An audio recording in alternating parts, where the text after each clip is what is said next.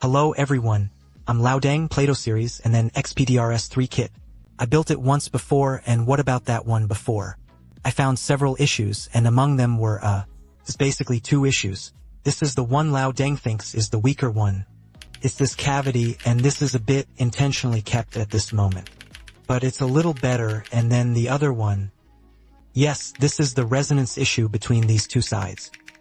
This issue has been resolved, so let's talk about it first. How should I put it?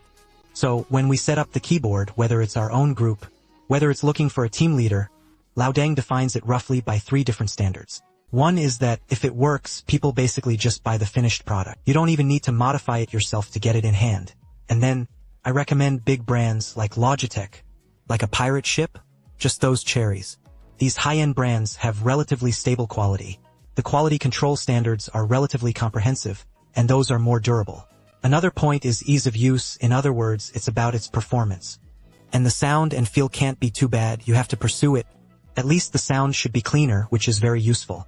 And then there's the pursuit of perfection. Pursuing perfection means building a clean and unbeatable structure. The sound should be clean and focused. Then, the tone or quality you like is key. Then, the setup is fine. Then, add the previous standards for usability and effectiveness. There are 3 standards in total. As always, if you can use it, just buy the finished product. If it's good, then you should pick out a few options. The reputation is quite good. Then you might have to tinker with it yourself. And this one is easy to use, so if it's perfect, then pursue perfection. Basically, you need to have strong hands-on skills. Otherwise, you really have to rely on those with more experience to carry resistance. Now, let's take a look at this keyboard. Inspect the goods first. Now it's the state of the cause. Builds up noise and abnormal noises. Let's put it this way. From the perspective of pursuing perfection. That is, just that one step struck both sides of the greatsword, without a data sound. That steel wire sound can basically be eliminated. 90% of those are ready-made keyboards. I already said it was too little, and the sound feel was consistent. Clean, concentrated, and free of noise. This one can be a bit more eliminated. Then the sound quality is clean, focused, and crisp.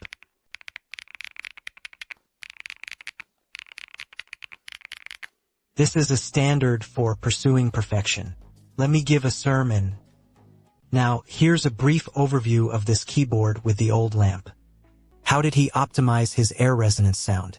Actually, many of them can sometimes be quite funny. There are just some issues. If Laodang hadn't said it, many people wouldn't have had this concept at all. For example, this is this keyboard, other keyboards. When I say, for example, the SE Leaf EXSE version of Yamaha, Old Deng said he tapped both sides of the upper rod, then applied the rod to the fairness issue. It seems that if Old Lamp hadn't said anything, no one had felt this way before. When Laodang mentions it, many people feel like I'm also shaken. That's exactly the case. Sometimes this is quite annoying. I won't say anything. Everyone feels great having it. Let me explain. It's the mindset of pursuing perfection. He kept pinching at me, this buzzing sound. This keyboard is the same, and then, if I don't talk about this fair issue, many people might not feel it. He just thinks that he doesn't think it's a problem. After Old Deng finished speaking, how did he listen? Why is this monster awkward? Old Deng. Let's continue. How did they solve this issue of mutual conflict? Simply put, it's about all the hardwired connections. You can see here, a 0.5 mm thick EVA cotton piece is attached, including the most extreme old talent. Even this is a cross sticker. This is a sign here. Stick here, stick here, stick here, stick here, stick here. That's everything, plus the top cover and bottom shell. Then there's a hard connection area, which is also pasted here. Then they all attached a 0.5 mm thick EVA cotton rack. After applying, the resonance issue can be greatly improved. This is a piece, and I even tried adding this to the old lamp before. This 2 mm thick EVA is not EVA. It is a discharge capacitance. After adding the 2 mm thick polyester cotton pad, it can also perfectly resolve this issue of fairness. This also solves the problem of empty guns. However, the feel is very hard, and the sound isn't as crisp. As for this keyboard, the customer chose a crisp switch. So, to bring out his crisp sound, its space, I removed the bottom surface.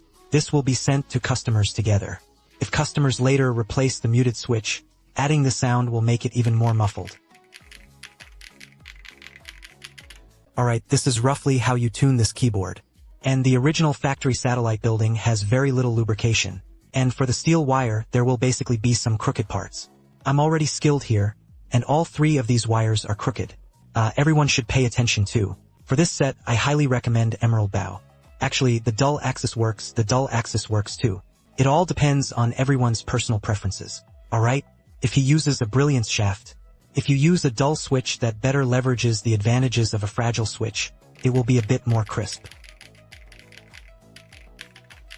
So we've got this keyboard done. I've also shared the details of the optimization post. See you in the next video.